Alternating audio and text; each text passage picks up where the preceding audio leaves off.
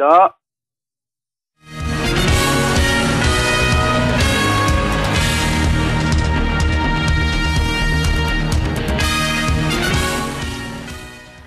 네, 2013년이 시작된 지도 벌써 40여일이 지났습니다.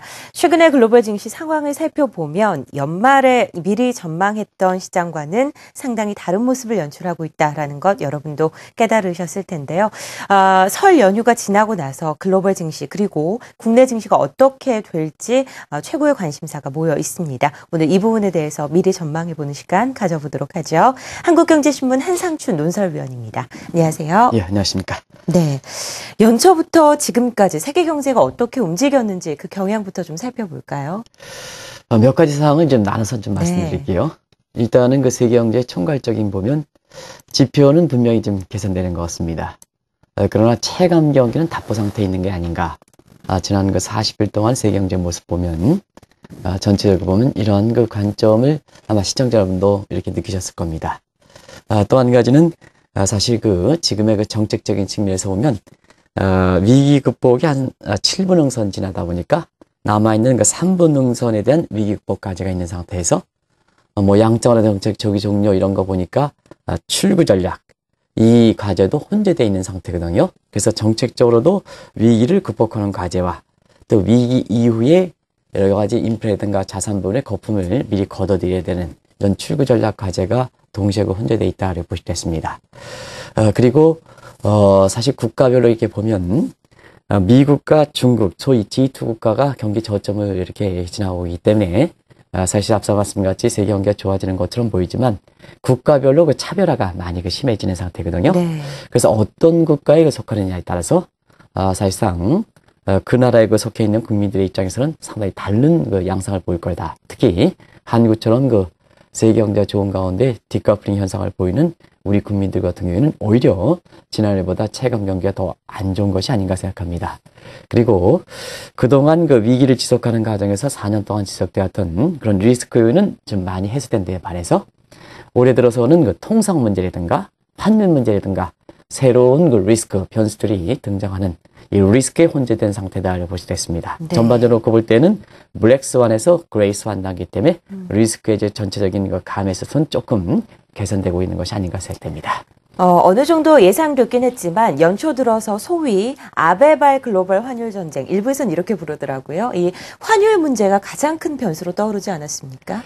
네, 지난 그 40일간 놓고 볼 때는 아마 한국경제TV 방송을 통해서도 환율 전쟁, 그 중에서도 아베발, 지금 말씀하신 그 극단적인 이기주의 방식의 이렇게 환율 전쟁을 촉발시킨 것이 아마 그 모든 그 방송에 그 참여하는 사람들이 가장 많이 얘기됐던 게 아닌가 이렇게 생각하는데요. 그렇습니다. 내용은 뭐 잘 아실 거로 이렇게 보입니다.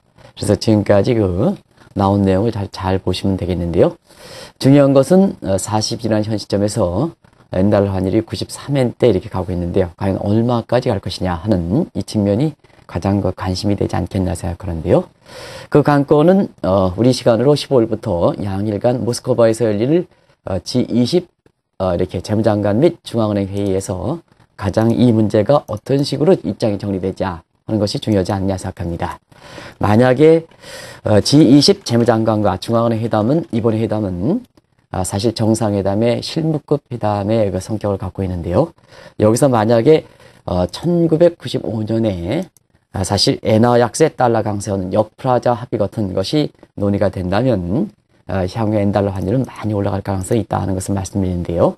현 시점에서는 그런 가능성은 상당히 적다 하는 것을 말씀드립니다. 그래서 오버슈팅하는 환율이 올라가니까 만약에 90엔이 이렇게 된다 하더라도 더 오버슈팅하는 이런 단계가 있거든요. 네. 이게 이제 환율의 전형적 모습인데요. 그런 상황이 이렇게 좀 진전되는 국면이 마무리되면 엔달러 환율은 지금 적정 수준을 이야기하는 한 90엔 정도, 이 정도에서 마무리되지 않겠나 하는 것이 국제금융시장의 일반적 시각이다 이렇게 보시면 되겠습니다. 네. 한동안 유럽 위기 굉장히 잠잠했습니다. 하지만 설 이전부터 새로운 변수들이 터져 나오기 시작을 했는데요. 유럽 위기 쪽으로 또 무게가 좀 실리고 있지요. 네, 아무래도 이제 지난 40일 동안은 네. 유럽 위기 관련해서 우리가 이렇게 무게가 실리지 않았었는데요. 이제 그 설 이후에는 유럽 위기와 관련해서 시청자분이라든가 투자자분도 관심을 가져야 할 대목이다 이렇게 보시면 되겠습니다. 왜냐하면 설 직전에도 이렇게 우리가 알아봤습니다는 유로 위기와 관련해서 가장 경계될 소위 부정부패 같은 도덕적 해이 문제가 지금 발생하는 사회거든요. 그런 상태에서 사실상 그렇습니다. 지금 유럽의 그 통합과 관련해서 근본적 문제, 다시 말하면 유로본드로 상징되는 재정 통합이 아직 해결되지 않은 상태에서 이번에 그 G20 회담에서도 이렇게 거론될 거로 이렇게 보입니다는 엔저에 따라서 자동적으로 앉아서 당하는 유로의 그 강세 문제를 어떻게 해결할 것이냐 하는 이 측면이 되던 상태거든요.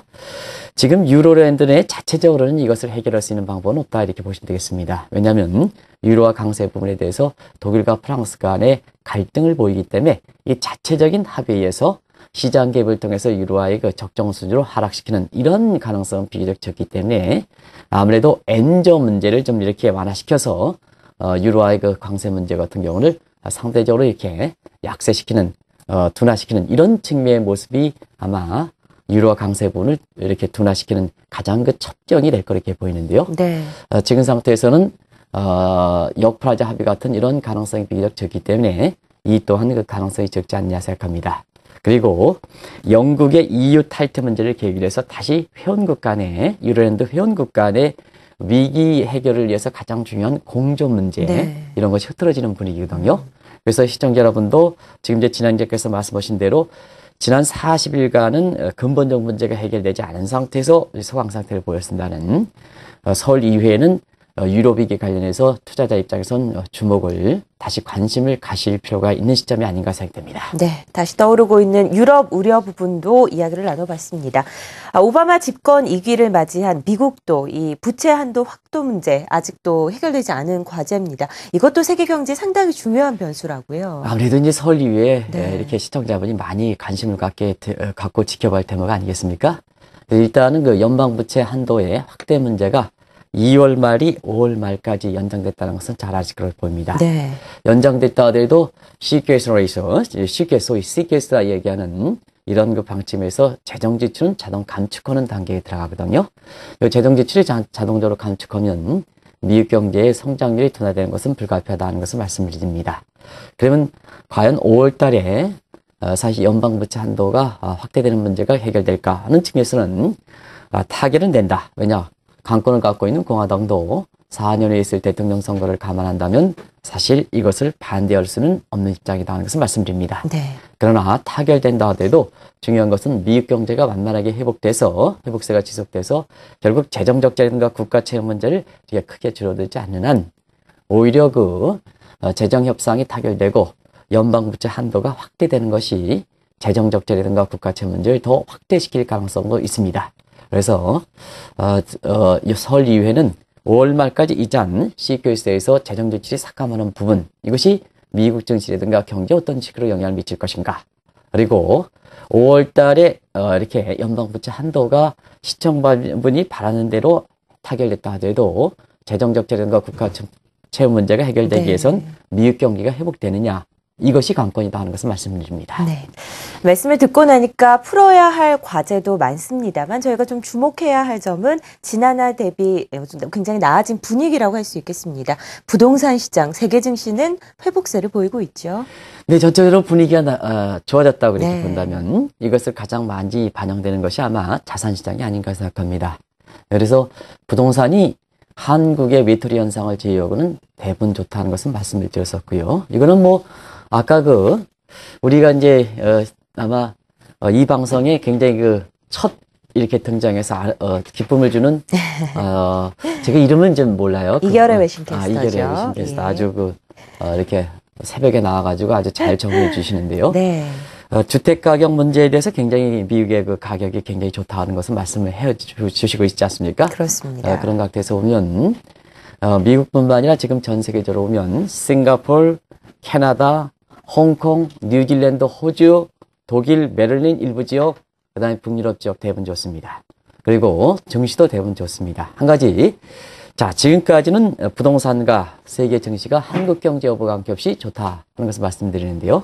한 가지 시청자 여러분이 감수해야 될 것은, 또 예의주셔야 될 것은, 지금까지 부동산과 증시가 오른 것은 좋습니다. 앞으로도 지속되기를 저는 개인적으로 바랍니다. 그러나 한 가지 말씀드린 것은 사실 세계 경제가 증시라든가 부동산이 상승한 만큼 만약에 부의 효과에 의해서 경기가 회복되지 않는다면 또 다른 거품이 발생하는 거나 마찬가지입니다. 그래서 앞으로 자산 가격의 상승에 따라서 부의 효과에 의해서 경기가 만약에 뒷받침해 주느냐, 그러면 세계 경기는 지속적으로 성장하고 세계 부동산 시장과 증시는 계속해서 좋다. 그러나 만약에 경기가 예상보다 따르지 못하면 또 다른 거품이 발생해서 소위 반드시 거품은 붐 앤 버스트에 이르러서 거품은 붕괴되게 마련입니다. 네. 그래서 부동산과 증시가 좋은 것은 좋습니다는 항상 투자자 여러분이 생각할 게 세계 경기가 그만큼 회복되느냐, 이 문제를 서울유에는 주목해서 바라볼 필요가 있다는 것을 말씀드립니다.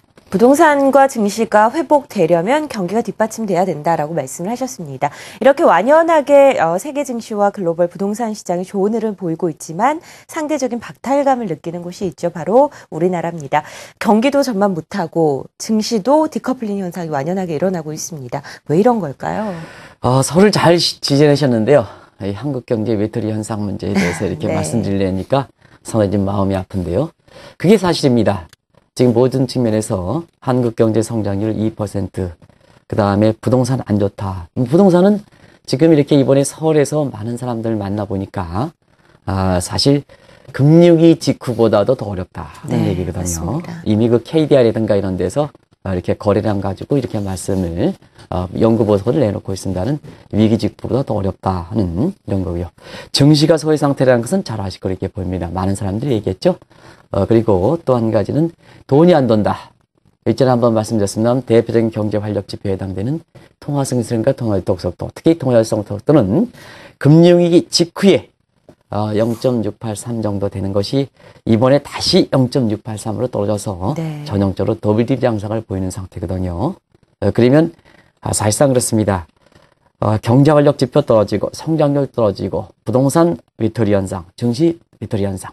자, 이런 상태에서 어떻게 한국 경제를 풀어갈 것인가 하는 이런 측면은 아마 상당 부분은 생각해야 할 대목이 아닌가 생각합니다. 네. 앞으로 우리 경기와 부동산 시장 그리고 증시까지 완벽하게 회복이 되려면 어떤 대책이 필요하다고 보시나요? 진행자께서 상당히 국민을 많이 생각하시는 것 같습니다. 이렇게 경제가 완벽하게 회복하면 어떻게 하실 것이냐, 상당히 어려운 질문을 해주신 것 같습니다. 사실 지금 상태에서 완벽하게 모든 것을 풀어내기는 어렵다는 것을 말씀드립니다. 지금의 정책 여건이라든가 또 한국 경제가 앞서 말씀같이 굵직굵직한 현안도 4가지 과제가 정책 여지가 없는 가운데 밀어닥치면 뭐든지 진행자분이 애틋하게 이렇게 생각하시는 완벽하게 회복은 이렇게 생각할 수 없다는 것을 말씀드리는데요. 네. 이럴 때는 사실 정책 당국의 태도, 그 다음에 국민들이 여기에 협조하는 이게 굉장히 중요하다는 것을 말씀드리고요. 그 다음에 차기 정부에서 많은 부분에 얘기가 되겠으면은 정책 여지가 없는 가운데 이렇게 경기가 상당히 어려운 가운데 차기 정부를 맡으면 맨 처음에 너무 의욕적으로 모든 것을 지금 진행자께서 말씀을 완벽하게 하려면 굉장히 좀 어렵다. 네. 어려워진다. 그래서 최소한 우선순위는 잘 설정할 필요가 있다는 것을 말씀드립니다. 초반부터 너무 어렵다 하더라도 의욕을 갖고 추진하면 반드시 나중에 굉장히 더 큰 어려움이 있다는 것을 말씀드립니다. 그래서 우선순위를 정할 필요가 있는데요. 지금은 정책 자세가 중요하다. 지금까지 우리나라에게 보면 정책 당국의 정책 당국자 입장에서 정책을 추진하는 감이 많다는 것을 말씀드립니다. 이것이 지금 4대 부분의 해외 경제 부분에 비해서 우리가 외톨이 현상을 가져가는 가장 큰 요인이거든요. 그래서 차기 박근혜 정부에서는 정책 당국자 입장보다는 국민의 입장에서 이게 이제 사회적 자본에 해당되는 신뢰 문제가 되겠죠. 그래서 박 당선인께서 강조하신 사회적 자본 신뢰 문제를 구축하기 위해선 정책 당국자의 변명이라든가 이런 식으로 정책을 추진하는 것보다는 서로 정책 당국자와 국민이 서로 이해관계가 있을 때는 국민 입장에서 정책 당국자가 생각해주는 정책을 필 필요가 있다. 그러면 자연스럽게 지금 우리 국민들이 어떤 쪽에 최우선으로 절실한 대목이 있을까 하면 여기 가계부채이라든가 서민이라든가 중소기업이라든가 지방기업이라든가 이런데 될 수밖에 없거든요. 또 환율 문제, 특히 중소기업의 환율 문제 자연스럽게 우선순위가 정해진다 이렇게 보시면 됐습니다. 그래서 정책의 추진원 주체에서 보면 추진원 주체는 정책 당국자입니다는 정책 당국자의 변명을 위한 그 상황의 여건을 정당화시키기 위한 이런 정책은 제발 추진하지 마라. 국민 입장에서 지금 국민들 중에서 누가 가장 어려운가 한 것을 생각하셔서 정책을 추진하면 정책의 우선순위는 그대로 잡혀있다. 네. 자막에 있는 이런 내용들이 추진될 것이다 이렇게 보시면 되겠습니다. 알겠습니다. 연초부터 현재 시점까지 시장에 나와 있는 여러 가지 변수들 그리고 앞으로의 전망, 대책까지 자세하게 들어보는 시간 가져봤습니다. 한국경제신문 한상춘 논설위원이었습니다. 말씀 고맙습니다. 네, 고맙습니다.